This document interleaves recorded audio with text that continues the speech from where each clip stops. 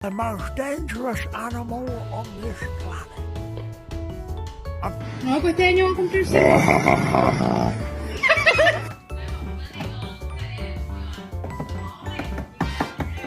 This little fucker is a rogue U.S. military asset and a danger to public safety.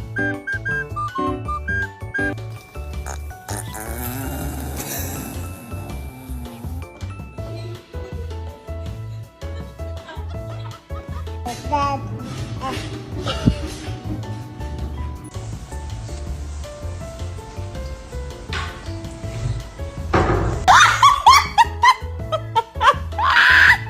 No.